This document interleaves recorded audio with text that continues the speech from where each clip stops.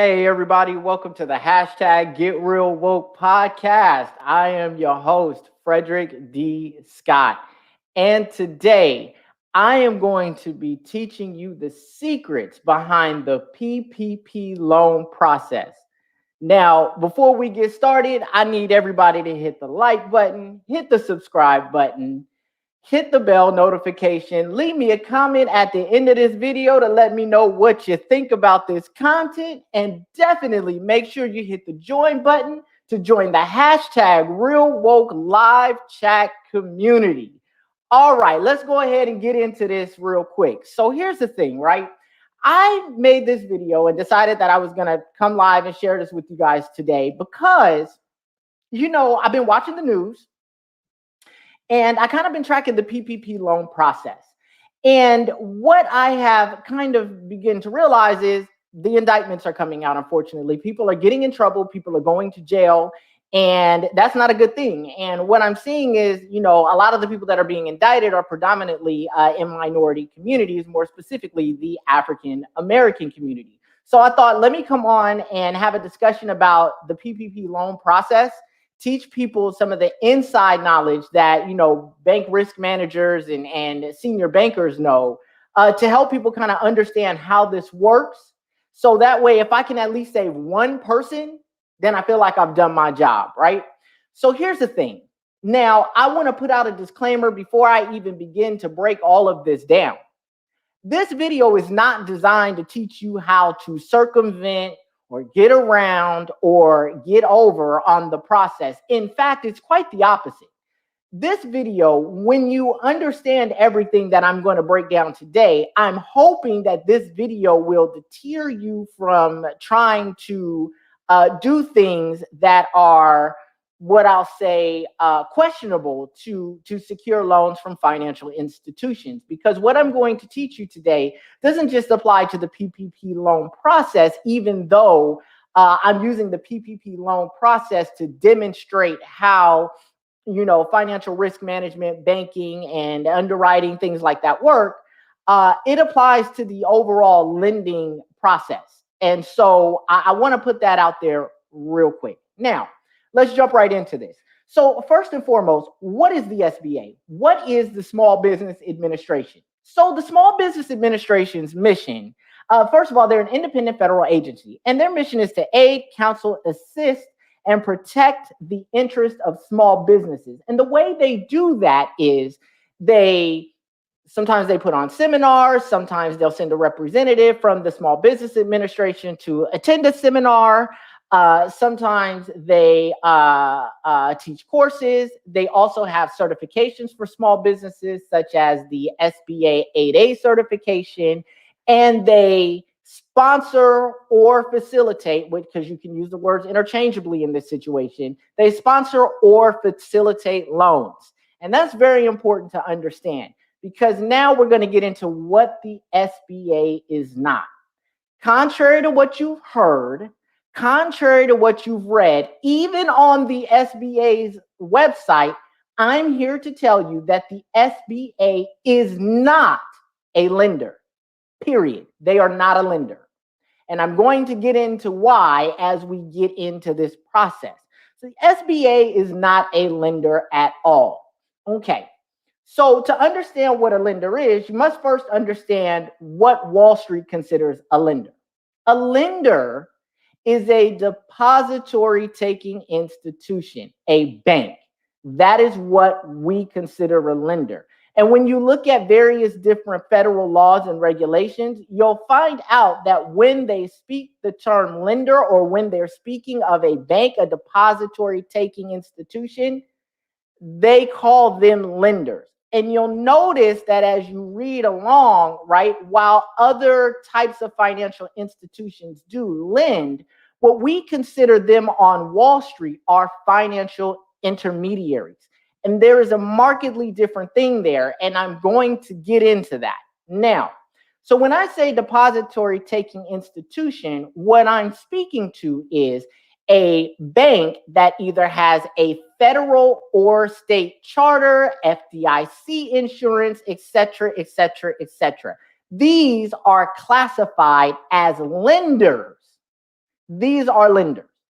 Everyone else, for the most part, are financial intermediaries. There are some small exceptions to that, and we're not going to get into that in this podcast episode today, but there are some small exceptions to that. But the takeaway I want you to have today is that a lender is a depository institution, a deposit taking institution. So a good example of that would be Chase, Bank of America, TD Bank, Carver Federal Savings Bank, these types of institutions. They are lenders. Now, what is a financial intermediary? So a financial intermediary is an institution that they lend money. However, they're not lending money in the way that you think, right?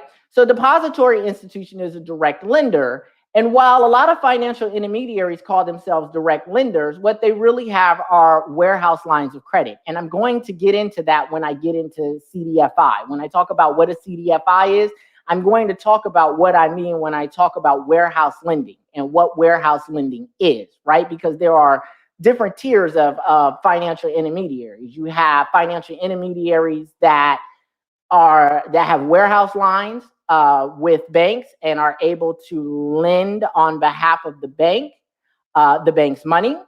And then you have financial intermediaries that don't have warehouse lines, and we normally call them brokers, right? So we're thinking, when you think of a broker, think about a mortgage broker, think about, a mortgage broker. A mortgage broker is a good example of what a non-lending financial intermediary would be. Okay, now, with that in mind, if you've looked at the SBA website, and this goes to the heart of why the SBA is not a lender, right? Lenders, so when you look at the SBA website, what you'll see is that they have what they call SBA Approved Lenders, right? So if the SBA, the Small Business Administration, at its core is a lender, right, then why do they need lenders?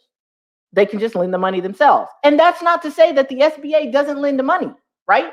So the SBA does lend money in a very, very, very, very, very limited circumstance, and it's called EIDL, the Economic Injury Disaster Loan, which I'm going to talk about in a second here, right? So, but just because you are a one-off, very rare, sporadic lender under one specific, very narrow subset of legislation, that doesn't make you a lender. A lender is someone that does this every day. This is their day-to-day thing. This is what they do. They lend money. And as far as Wall Street is concerned, deposit-taking institutions are your lenders. Everyone else is a financial intermediary, again, with a very few exceptions. Now, so when we talk about SBA approved lenders, if you've looked at the PPP loan process and you've looked at the SBA website for the PPP loan, you'll notice that they have different classifications of SBA approved lenders. So I want to talk about these different classifications of SBA approved lenders, right? So the first one is the CDC, or what we call a certified development company. Now, what is a certified development company? Okay, a certified development company is regulated by the SBA, but they work with the SBA and participating lenders to finance small business. Okay, so right there, you know that they're not the ones that are lending you the money. They're the ones gathering the paperwork. They're the ones that are going to counsel you. They're the ones that are going to talk to you, put together your package, and they're going to read the SBA guidelines, and they're going to guide your loan package to an SBA approved depository taking institution, a lender, right, to get you approved. So that's very important, because a lot of people think that, and I want to be clear here that, okay, if I don't go to the bank, if I go to, like, let's say a CDC or someone else, I have a better chance of getting approved. That's actually not the case, because all they're going to do is send it out to an institution at the end of the day. That's what they're going to do. They're going to send it out to a depository taking institution. They're going to send it out to a lender. Okay, and that lender is going to underwrite the file, and I'm going to get to underwriting as well in a second. Now, the second this second SBA approved lender, second type of SBA approved lender under the SBA approved lender pool here are what they call micro lenders. Now, it's funny to me that they use the term micro lenders because in the international community, a micro lender is a lender who lends money to developing countries or to people that live in developing countries, individuals, small businesses, things like that, for the purpose of helping them develop something and develop a business that's going to be profitable. But they're very, very, very small loans. And when I say very small loans, I'm talking about $1,000, $2,000, $500. These are micro lenders, right? But the micro lenders, what they call micro lenders under the SBA, are intermediary lenders, such as economic development corporations. Now, it's interesting when you talk about an intermediary lender. What is an intermediary lender? Well, that means you're not a lender at all. Most economic development corporations are certainly not lenders. Again, they fall under the same category as your CDCs. They're going to talk to you. They're going to counsel you. They're going to gather your documentation. They're going to help you prepare to be approved for a loan, and then they're going to submit it to a deposit-taking institution who is then going to underwrite the loan and make a decision on whether they want to approve you or not approve you, period. It's that simple. So far, all we've talked about are financial intermediaries. Now, let's talk about the CDFI, or the Community Development Financial Institutions. Okay, now, this is where it gets interesting, and this is where warehouse lending comes into play, right? So when you look at the list of approved lenders for the CDFI subsection of SBA approved lenders, what you'll see there are deposit-taking institutions, but you'll also see other types of companies, some of which are also listed as micro lenders as well, right? What that is, okay, so some financial intermediaries have the ability to lend money, right? They have the ability to lend money. Now, how do they get this ability to lend money? Where does this money come from? Now let's talk about warehouse lines. So when you are a financial intermediary that has the ability to lend money, what happens is you end up getting into an agreement with a deposit-taking institution who issues you a warehouse line of credit. And that warehouse line of credit is to be used specifically for lending on approved products that the lender has agreed to allow you to lend on per their guidelines, right? So you have a warehouse line, and there are two types of warehouse lines. Warehouse lines are either wet funded or dry funded.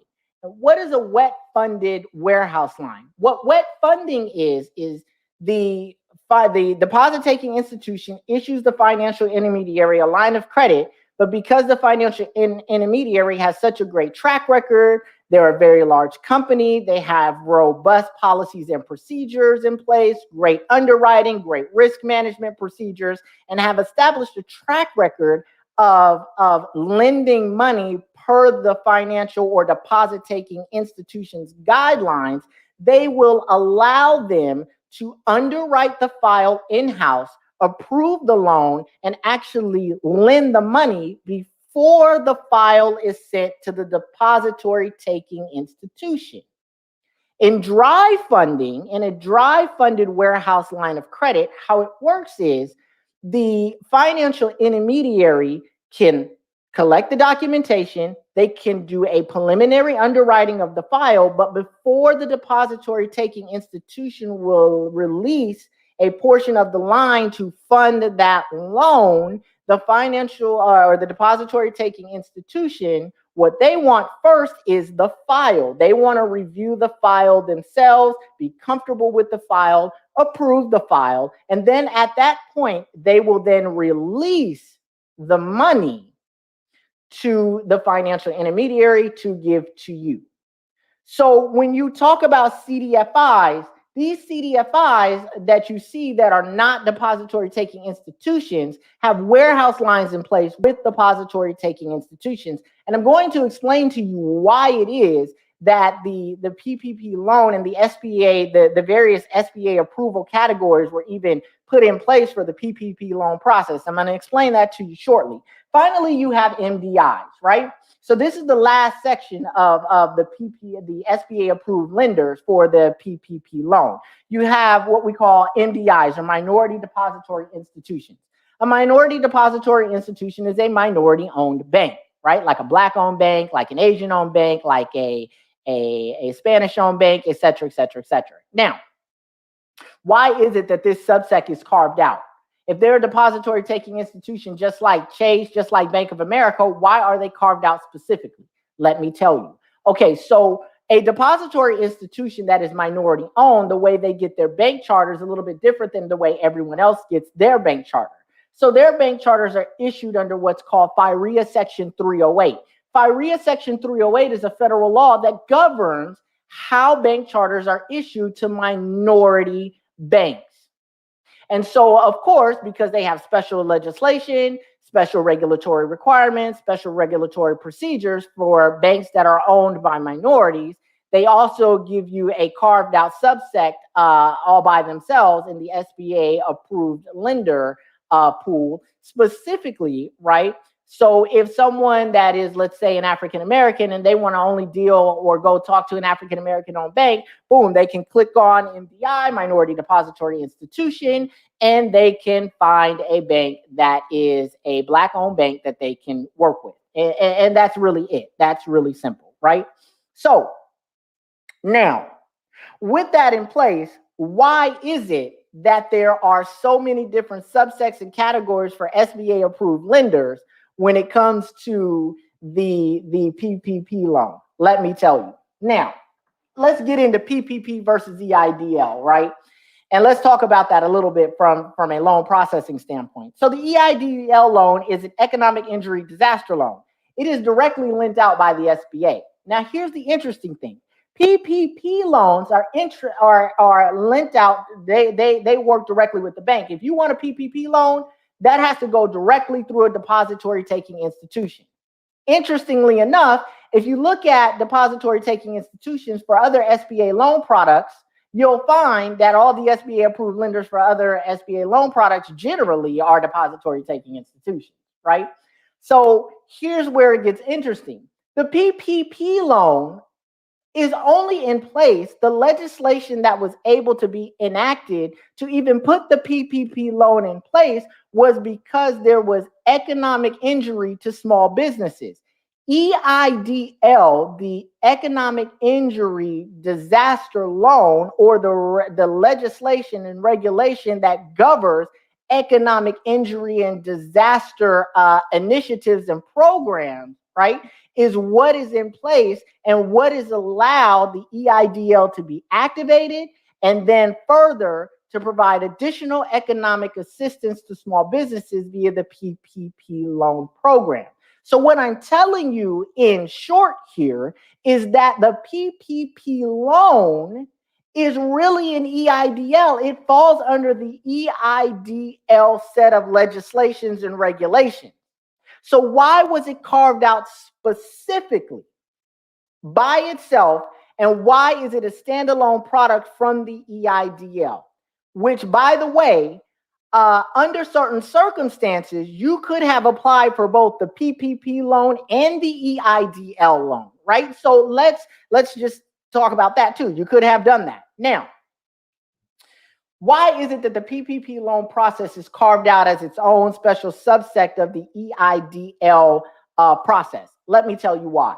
So what happened is, remember, I told you the SBA, the Small Business Administration, is not a lender. They're not a lender. And what that means is that the SBA, because they only lend money, right, on EIDL situations, economic injury, disaster, emergency type fund situations for businesses, because those types of situations are so far and few in between, of course, the SBA does not have the infrastructure or the manpower to be able to take on a substantial influx of loan applications. They're not going to be able to underwrite them properly. They're not going to be able to do all of the checks quick enough.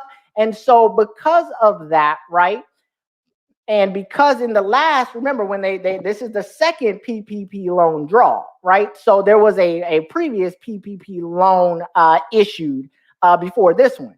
Because the influx of applications was so massive, and because the SBA didn't have the infrastructure to be able to deal with that massive of an influx, what they did was this time they carved out the PPP loan because they expected a ton of people to apply. They carved it out specifically and handed it over directly to the banks as they traditionally do for other SBA loan products and allowed them to quarterback the project. Why?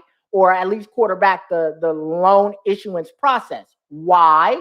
Because banks, depository taking institutions, have the infrastructure, the manpower, the risk screening tools, et cetera, to handle a large influx of loan applications. Why? Because they do this every day. It's why with traditional SBA loans, you go to an SBA approved lender to get the loan. Because so many people apply for them, the SBA knows they don't have the infrastructure. So, of course, letting an SBA approved lender handle it is a far better way to ensure the quality of the loans, the quality of the underwriting procedures, the quality of the risk management screening, et cetera.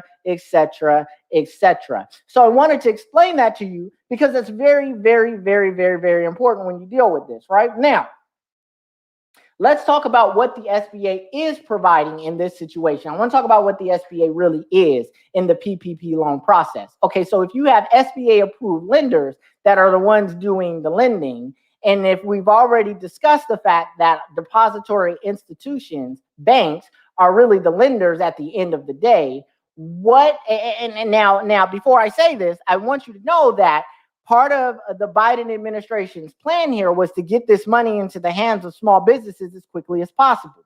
And why is that? Because small business accounts for a majority of the employment in the United States. And so because of that, if small businesses are going out of business, unemployment will continue to trend up. And so in light of that, the Biden administration wanted this money to get into the hands of small business as fast as possible, which is another reason why they went with the traditional route for this product and handed it off to SBA approved lenders. Now, with that in mind, it is important.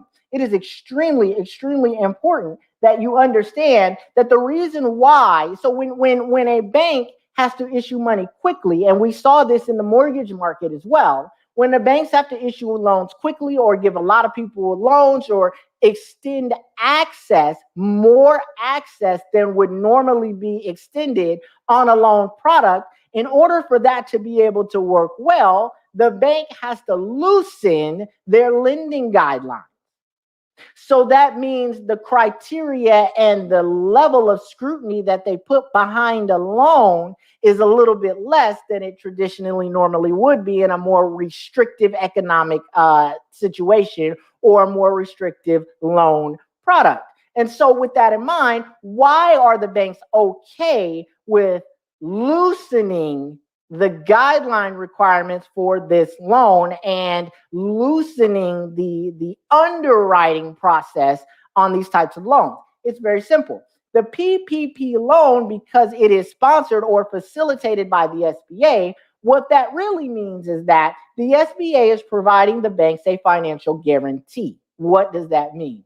What it means is that provided that the depository taking institution, the SBA approved lenders, provided that they have lent out and provided they have approved the loan and lent out the money in accordance with the guidelines that have been set for this specific loan product by the SBA will issue them a financial guarantee, which means that if the loan is not eligible to be forgiven at a later time, right? If the borrower, because the loan wasn't eligible for forgiveness, has a difficult time paying it back and defaults on the loan, the bank doesn't lose any money because the SBA will reimburse them for the loan. However, if an SBA approved lender approves the loan and loans the money out, and that loan was not in accordance with the guidelines set by the SBA for the PPP loan process, then the SBA does not issue the financial guarantee. The bank now has to eat that loan. They have to hold it on their books. They own it, and all the risk for the default is solely and squarely rest with the depository taking institution, the lender, the SBA approved lender, the bank, right? So I wanted to share that with you too, because I thought that was very, very, very, very, very important. Now, with that in mind, remember, PPP loan process is the approval and the loan issuance is being done by depository taking institutions, banks, right? At the end of the day, regardless of if the financial intermediary has the ability to lend because they have a warehouse line, at the end of the day, the buck is going to stop with the depository institution. They're going to be the ones that do the final reviews and checks. Now, I want you to know that these large financial intermediaries that have warehouse lines of credit, they lockstep with their financial institutions, the ones that are issuing them the warehouse lines of credit. And what I mean by lockstep is they have the same processes, they have the same risk management team, procedures in place. They have all of that. So they are pretty much a bank without taking deposits, right? They look and feel from a lending standpoint just like a bank. They underwrite the same way because they know that the best way to be able to ensure that their loans will be able to be taken off their books and sold to the financial institution that gave them the warehouse line of credit so they can transfer that risk off their books, right, is to ensure that they're doing step for step everything that the financial institution or depository taking institution that has given them the warehouse line of credit, that they're doing the exact same things, right? So don't think that just because you go to a financial intermediary for the loan, that means that there's some less restrictive guidelines or conditions, because that's not the case, especially with larger financial intermediaries, which these SBA approved lenders, these SBA approved financial intermediaries, that's what they are. They're large. So they have very strong risk management protocols and procedures in place. So now, what happens if a financial intermediary, and I just want to share this really quickly because I think this is very interesting and important as well. So if a financial intermediary, especially one that has wet funding, right? Let's say they issue a loan and the bank doesn't like the loan once they underwrite it. Guess what happens? That financial intermediary has to now repurchase that loan, which means they have to take it back from the financial institution. They own it on their balance sheet now, and the risk is all theirs. Kind of the same way that it works with the SBA and the depository taking institutions. So that's why, you know, when you're a financial intermediary with any type of warehouse line of credit, you know, you're very meticulous about the way you underwrite your files because, you know, you don't want to end up like Countrywide. Countrywide was a financial intermediary with warehouse lines of credit. And we saw what happened to Countrywide, right? When they got a little fast and loose. Who's Countrywide? Where are they? Oh, okay. Yeah, they're out of business. So that's what happens when that happens. You know what I mean? So, the people learned a lot. Financial intermediaries learned a lot of lessons with the mortgage market crash. So, you know, let's be very clear about that. Now, let's get into the bank side of this, right? The PPP loan process from a bank standpoint, right? Now, so before you even get into the actual underwriting process, the financial risk management process, right? Before you even get into that, right? So every financial institution, especially ones that are regulated with the federal government, the state government, the SEC, so for example, when I say federal government, I'm speaking of the SEC, the Federal Reserve Bank, Department of Treasury, et cetera, et cetera. When you talk about state, you're talking about the state's Department of Finance. Any banks that hold charters or licensing with those are required to conduct what's called KYC and AML. Know your client and anti-money laundering. This is a requirement under the United States Patriot Act's Bank Secrecy Act. So let's cover KYC and AML. And again, KYC and AML stands for Know Your Client and Anti-Money Laundering. Okay, know your client. What does that mean? That means that the bank has to make sure that the person that's coming in to open the account is actually the person that is the real person trying to open the account. And how do they do that? So technology has gotten pretty advanced from a risk management standpoint for financial institutions. So now, financial institutions are using tools such as, LexisNexis, World Compliance, Westlaw's People Check. They're using these types of tools, and what they're doing, so when you put in your name, social security number, date of birth, address, et cetera, they're matching those points of identity, and they're getting a risk score for it. And if the risk score is high enough, then they believe that is the real person. They approve it. If it's not, then either they'll deny it or they'll ask you to come into the branch, provide additional information, et cetera, et cetera. They also not only check your background that way, but they also weigh it against your credit profile as well. So that's the first step, KYC, right? Know your client. The second step is AML, anti-money laundering. They want to make sure that the funds, and this again goes to the Bank Secrecy Act and, an ongoing effort to fight terrorism. So what they do is, in AML, they want to know the source of funds. They want to know that where the money's coming from, how you earn the money, et cetera, is from clean, legal sources. That's what they want to know, right? So they have their checks, and that's an ongoing thing. AML is an ongoing thing, right? So AML with financial institutions just doesn't start and end at the account opening process. AML is something that is an ongoing risk screening tool and an ongoing risk screening institutional check. So for example, I'll give you a good example of what I mean when I say AML. Okay, so let's say that when you open your account, they ask you certain questions. They ask you, okay, how many deposits are you going to be making? What's the average denomination of those deposits? What is the how many wires are going to be coming in domestically? How many are going to be going out domestically? They ask you the same question for international incoming and outgoing wires. They ask you the same question for ACHs. How many are going to be coming in? How many are going to be going out in the United States? And same internationally. And based on those answers, when they open the account, your risk profile, your risk screening for that account is set up with those criteria in mind. And when you're a new account at a financial institution, you are what we call a high-risk account. So, we monitor your account a little bit more heavily than normally would be done for a more seasoned account that we've had a longer relationship with, say 10 years, 15 years, 20 years. We're still monitoring now, only clear now. We're still this is a automated system. So, it monitors all the time. But, new accounts are monitored a lot heavily. The risk screening protocols and procedures that are put into the system for new accounts are a bit different than more seasoned accounts with a financial institution. So let's say, you said that, okay, I have a restaurant. I'm going to be depositing $5,000 in cash on a monthly basis, et cetera, et cetera, et cetera. Aside from having to go through all the paperwork to show why that's happening, right?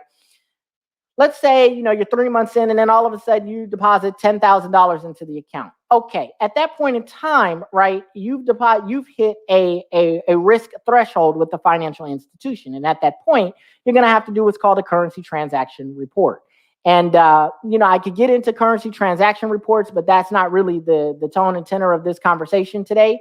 So I'll leave that. But you would have to do a special report called a currency transaction report, et cetera, et cetera, et cetera. Now, that's something that you can see. What happens if you said that you were going to be getting international wires in on a monthly basis for $5,000, right? Now, all of a sudden, you're getting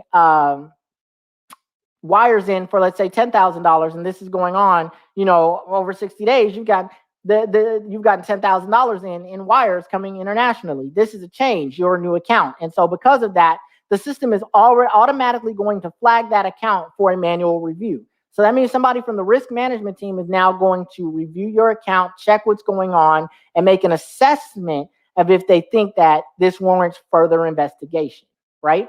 So as you can see, right, based on how you are managing your account, you can flag different risk screening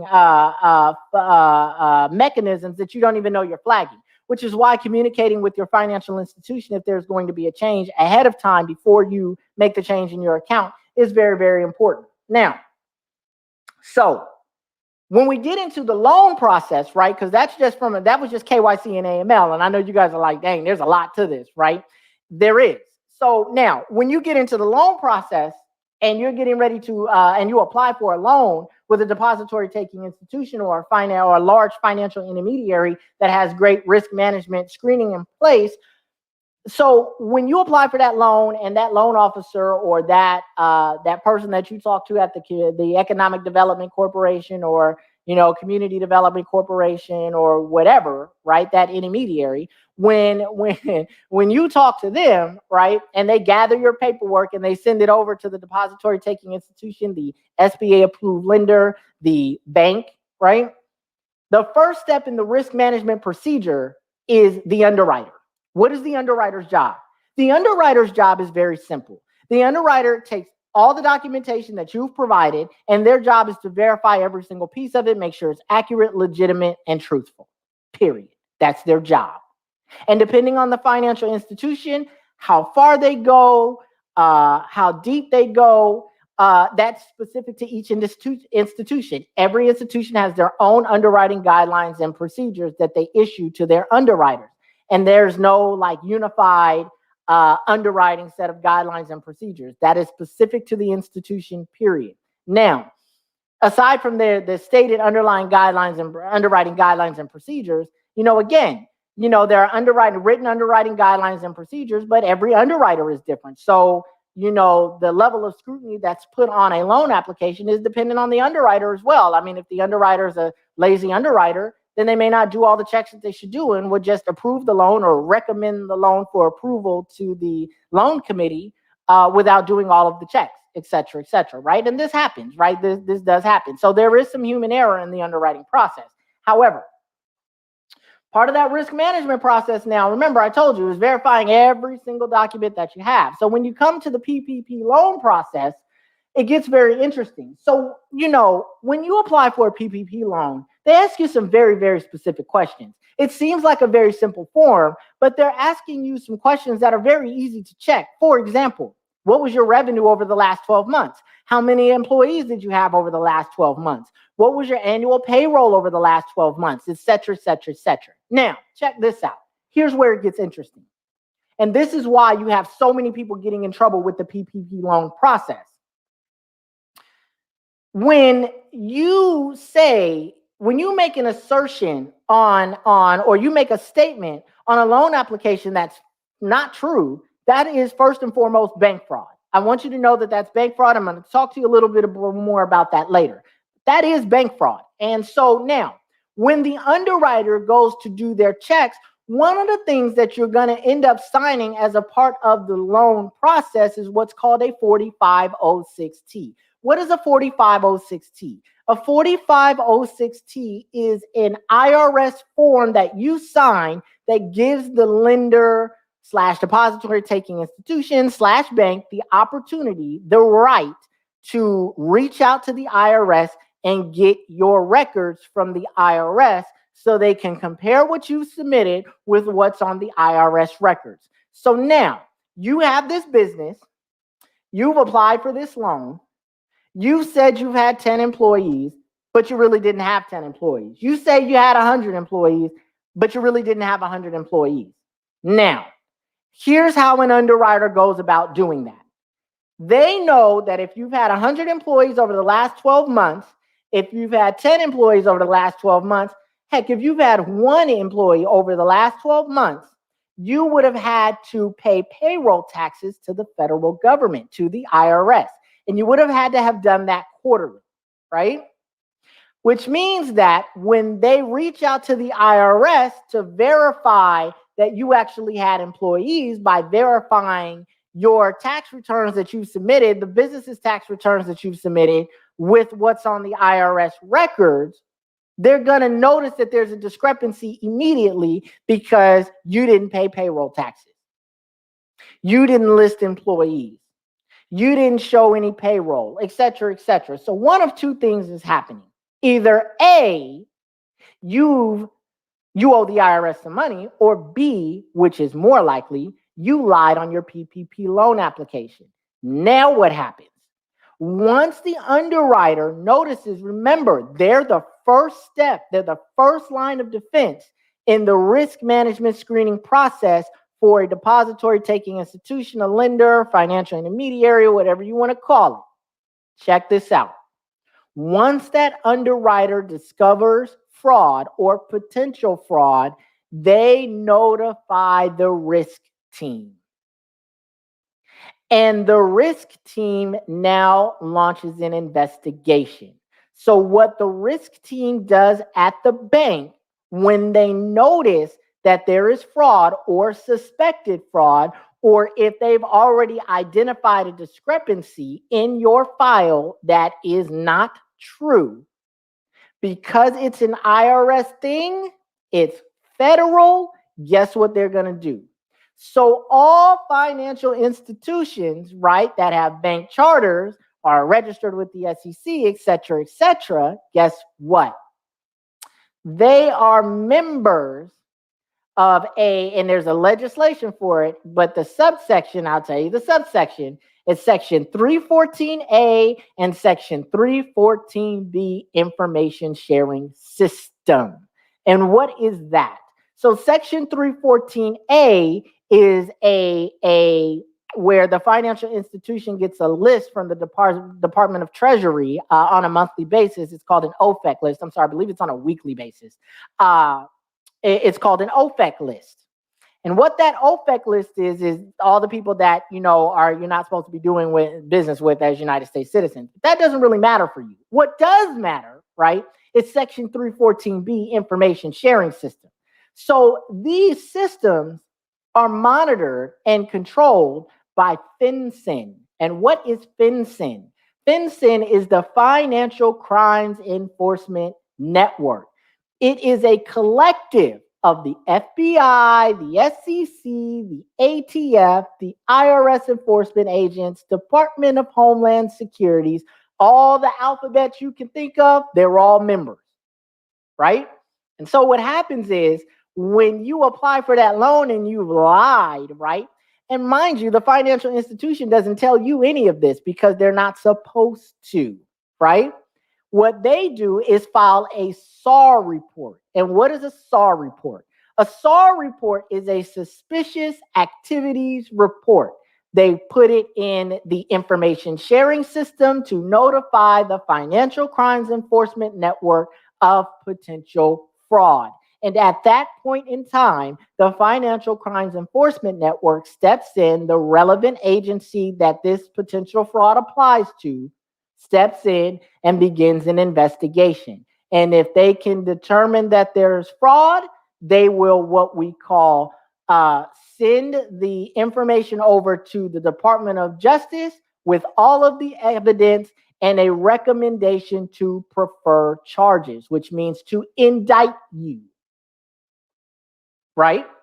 So what a lot of people don't realize in this situation is you were in trouble long before you even knew you were in trouble. Here's the worst part.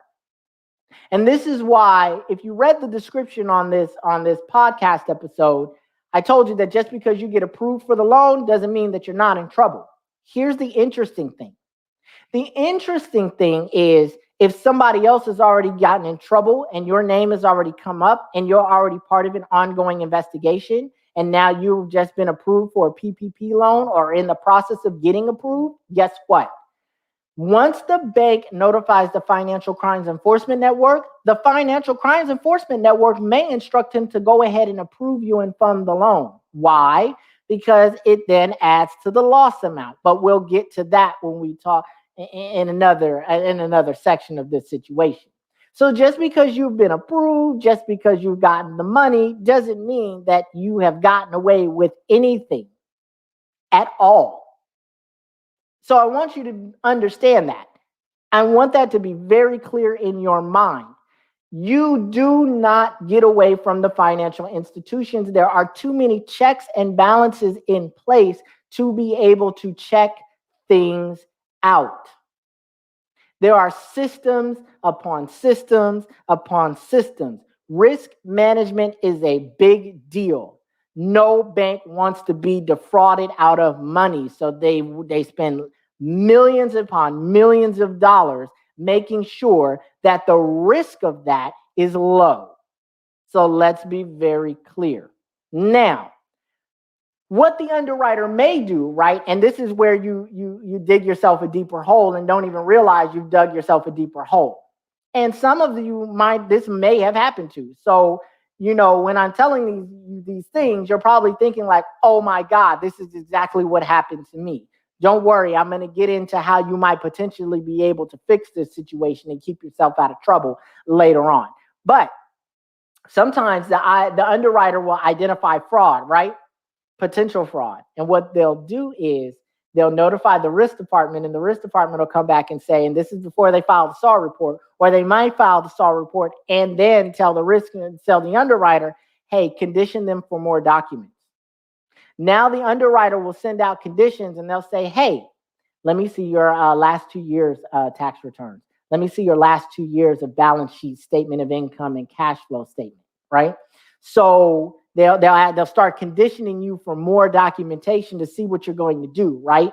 And so some of you that have applied for this PPP loan, right, have actually went ahead and created more fake documents to send over to the financial institution, and you're thinking you're actually getting away. You're not.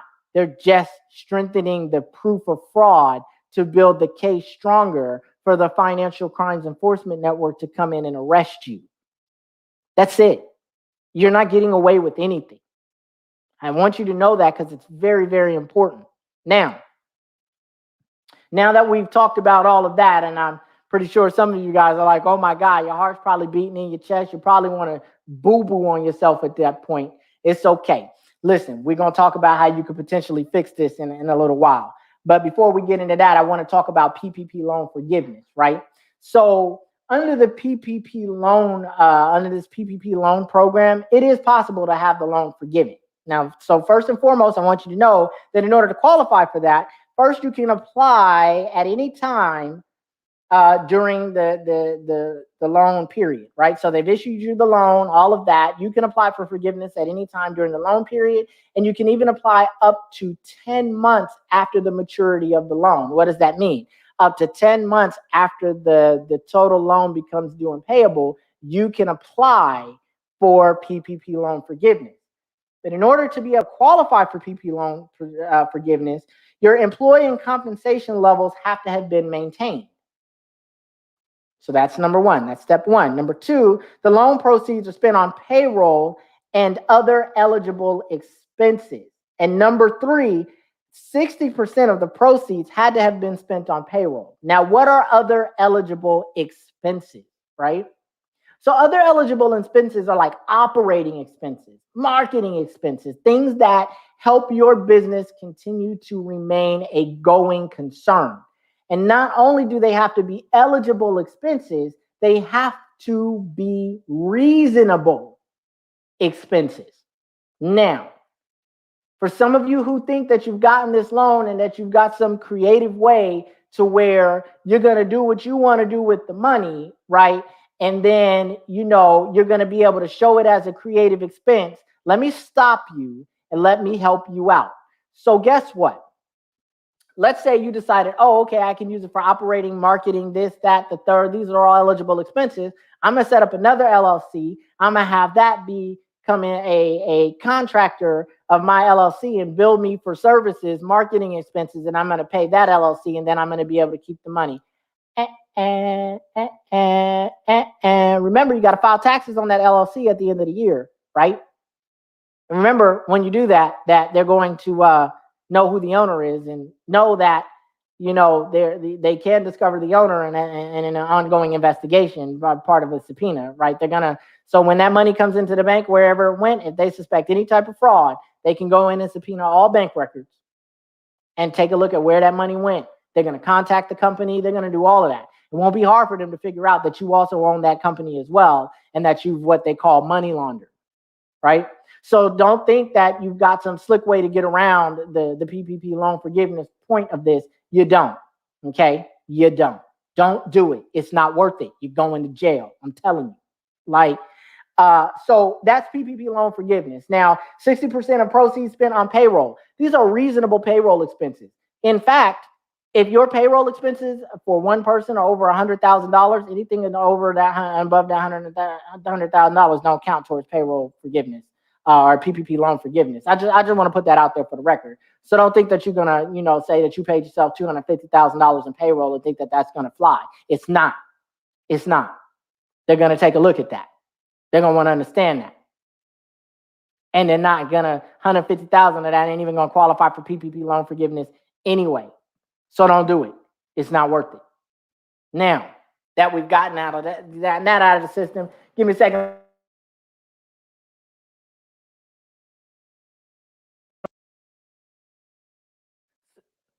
So y'all give me a second here. Sorry about that, y'all. Y'all give me a second here. I had to kind of turn the page here, make sure that I cover everything, because I made a nice little outline for this. So I want to make sure I covered everything. So now let's talk about federal criminal law. Here's the reality. You ready? As of April 2nd, 2021, $445 million of PPP loan fraud has been indicted. $445 million of PPP loan fraud has already been indicted. I'm estimating that by the time they get through with indictments, right, that there'll be somewhere around $5 billion of worth of money that they've indicted on. Why do I say that? Because you had two draws under the PPP loan program. You had the first one, and now you have this one. They're still digging through the first one. And they'd already identified like $238 billion of fraud in the first one. See, that's another reason why they kicked it to the banks this time, right? It's much easier for the banks to do the due diligence and report you. They got better programs and procedures and processes in place. So I just kind of want you to be aware of that, right? So here's the scary thing, right? Here's the scary thing. Let's talk about conspiracy under federal law. So let's say, and I want to talk about this because I've heard a lot of people specifically in the African-American community say this, and I've heard a lot of talks about this, that, somebody else filled out their PPP loan application and, they was fire at doing it and got them, however much money they got them. Here's the sad truth about that. You ready? If they did the loan application for you, how many other people did they do the loan application for? When one person gets arrested and goes to jail and they start looking at those numbers, those federal numbers, right? They're going to tell. Somebody going to fold, and they're going to tell on the person that did their loan application. And then they're going to go get that person. It's called laddering. So the federal law enforcement bodies and the Department of Justice call this laddering. And what it is they arrest one person to get to another person, to get to another person, to get to another person, to eventually get to the top of the food chain and indict everybody. This is how conspiracy is built. So, okay, so now they arrested the person that did the loan application. Now they're going to apply that pressure to him or her. And now that person is going to name everybody that they did a loan application for. And guess what? Now you're indicted. Now you're under investigation. The worst part about this is the fact that when you're in a conspiracy, you are not just charged with your loss amount, you're charged with the global loss amount. So let's say you got $150,000 in PPP loan, but the total global indictment is something like $30 million. You get charged for the full 30. Let's say you got approved for $150,000, but you applied for $5 million. They don't just charge you for the actual loss, they charge you for the intended loss too. So that means that when your indictment comes out, if you're on the case by yourself, right? When your indictment comes out, it's not going to say $150,000. They're going to charge you for the intended loss amount, which is going to be the $5 million that you applied for. See, that's the crazy thing about federal government, the federal criminal process. They can charge you for actual and intended loss. So I just wanted to share that with you as well. When you lie on an application, as I told you before, that's bank fraud, right? You can also be charged with wire fraud. Now, when you get that money and you spend that money lavishly and, you're living your best life down there in Miami or Cancun or wherever you at, living your best life, you done bought you some Rolexes and a few, Range Rovers, then bought you some big old houses and all of that, you out here balling, styling, and profiling, right? Check this out, right? So that's money laundering. Under federal law, they can charge you with money laundering. I just want to put that out there for the record too. Now, in United States sentencing guidelines, when you are in trouble for a white collar crime, right? Because that's what this is considered. This is considered a white collar crime. So when you are in trouble for a white collar crime, what they do is, right, they weigh your sentencing under the United States sentencing guidelines. And I, encourage people to look up the United States sentencing guidelines. So it goes by your criminal history category. If you've ever been in trouble before, if you, like had a felony, they give you a certain amount of points for felonies, certain amount of points for misdemeanors, et cetera, right? But one of the biggest sentencing factors, right, is loss amount. The higher the loss amount, the more time you can get. If there was identity theft involved, it's a mandatory 2 years, period. Mandatory minimum, 2-year sentence. So I want you to be aware of the fact that, there's a lot of ways to get in trouble doing this. There's a ton of ways to get in trouble doing this thing here. It is simply not worth it. There are a lot of clean, legitimate ways to make money where you don't have to stress, where you don't have to look over your shoulder and worry about somebody kicking in your door, cuffing you up, dragging you out, and putting you in some sort of federal detention center where you are awaiting trial and sentencing. It's not worth it. So now, the last part I want to cover, this is the last part right here. Check this out. I want to talk to you about how you could potentially give this money back, right? Because some of y'all done heard this conversation and y'all like, oh my God, I think I'm going to jail, right? And you're panicking. Some of y'all probably crying right now because some of y'all probably some really good people, ain't never crossed the street the wrong way, ain't never spit on the ground or nothing. You ain't even, every time you dream about doing something wrong, you probably get scared, wake up in a cold sweat, right? So you're probably a really good person, but somebody told you that they had a way for you to get some money for your business, right? And you don't know much about it. So you was like, okay, cool. You can get, so that person probably whispered in your ear, hey, you can get that PPP loan. Man, I can help you get like $250,000 if you give me a cut, et cetera. And you really wanted the money to do something good with your business, right? So at that point in time, what you did was you let that person help you out. And now you're hearing this conversation and you're wondering, am I getting ready to go to jail? So how do you give this money back? How is it possible that you might be able to give this money back? So first of all, which this is already expired, but there was a safe harbor provision that allowed it. It closed May 18th, unfortunately, May 18th of 2021, which would have allowed you to give the money back, no questions asked. However, if you have not given the money back by then, we're having this conversation on May 22nd, 2021, and you're ready to pee on yourself, check this out. This is what you do, right? Get you a lawyer. First of all, I'm going to tell you it's going to cost you more to get his money back than you probably got. So let's start there. Get you a lawyer. That's the first. You need a white-collar criminal defense lawyer.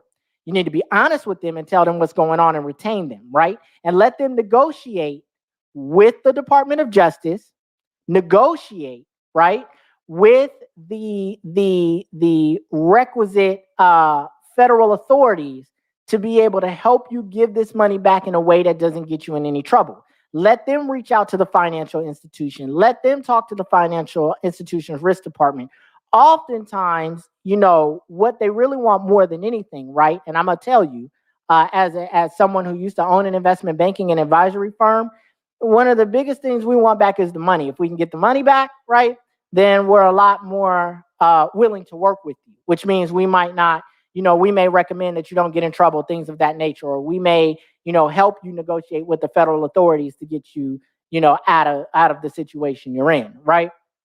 Other ways is sometimes what'll happen is, you're a good person, you made a mistake, the federal prosecutor may, take some sympathy on you, and because you gave the money back, right, won't bring charges against you, or they'll give you what's called a deferred prosecution agreement. What is a deferred prosecution agreement? A deferred prosecution agreement, right, allows you to basically, you plead guilty, you agree to plead guilty, but they agree to defer prosecution for a period of time, right? So they're going to defer prosecution for a period of time. They'll say, okay, listen, we know you've admitted to doing wrong. We've got this indictment. We're going to go ahead and we're going to enter into a plea agreement, and it's going to be deferred. Provided you stay out of trouble and don't do anything wrong for 3 years, we won't move forward with this. It'll be like it never happened. It's called a deferred prosecution agreement, right? So you might be able to negotiate something like that. But you're going to need a lawyer to be able to do all of these things, right? So, if you're listening to this podcast episode right here and you're facing this situation, get your lawyer. Now, worst case scenario, right? The absolute worst case scenario, right? Here's what you can do. If you give the money back and they still want your head anyway because you're part of a conspiracy or whatever, at least, right? If you've given all the money back and they still decide that they're going to give you the felony anyway, right? And they're going to charge you anyway, U.S. sentencing guidelines, if there's zero loss, I think it goes up to like $150,000 before it breaks to the next tier, right? Anything below, I think it's about $150,000 and below is only 6 months in federal prison. That's the maximum time they can give you. It's 6 months in federal prison. A judge may see it leniently and give you probation, right? So you've got some options. What if you've already spent most of the money and you got some of it, right? Give that back. The more money you give back, the less of a situation you'll have. The easier it is for a lawyer to work with you and work with the prosecution and the federal law enforcement agencies to help you get into a situation that's going to work well for you, okay, or help you get out of the situation, or, get into a situation where you're going to have the least amount of issues, right? So that's that. But that doesn't mean, hey, man, I got like $1 million. I'm going to just give them back 1,000. Yeah, they ain't going for that. If you're going to give it back, give it back. Give as much back as you possibly can. So that's my recommendation for the situation. All right. So I just wanted to have this discussion with everybody today. I wanted to share this information because I think this is some important information that people needed to have on the secrets behind the PPP loan process. Hey, listen, I hope y'all learned a lot. I thank y'all for joining me today. I hope y'all had that you were able to take something away from this that you'll be able to apply to the situation to be able to make it better for yourself if you're in a situation, or you've learned something that will deter you from trying to commit or get money out of the financial institution in a criminal way, or a way that is not in accordance with federal and state laws. I hope you learn that. Okay, so I thank you guys again so much for joining me. Hey, listen, if you like the content that I'm putting out, and if you like me to continue to put out more content and things of that nature, I ask that you show your love and support by, again, hitting that like button, hitting that subscribe button, hitting that bell notification, leaving a comment at the end of this video, and hitting the join button to join the hashtag Real Woke Live Chat community. All support that you provide goes towards helping me make better quality content for the community. It also allows me to roll out different projects, different initiatives that are for the benefit of our community, which is the goal. So definitely show your love and support. If you become a hashtag Real Woke Live Chat community member, you get access to perks, benefits, discounts, giveaways, our exclusive hashtag Real Woke private Facebook community where you can network with like-minded individuals, thought leaders, and credible business experts that can help you get where you're trying to be. Because I am a firm believer that it takes a community approach to be able to help people succeed. Okay. It takes a community approach for us to be able to build that equity that's going to last. So with that said, hey, listen, I'll see you guys tomorrow. Tomorrow is Sunday. So, I got my hashtag Get Real Woke Q&A session going on. And tomorrow I'm going to have a guest on by the name of Cedric Rowe Billard, who is going to be coming on, and he's going to be asking me questions about LLCs. So I think that, if you have questions about that, you had things that you thought about that you couldn't find answers for, definitely tune in to tomorrow's podcast episode, and I'll see you guys then. All right. So until tomorrow, I holla.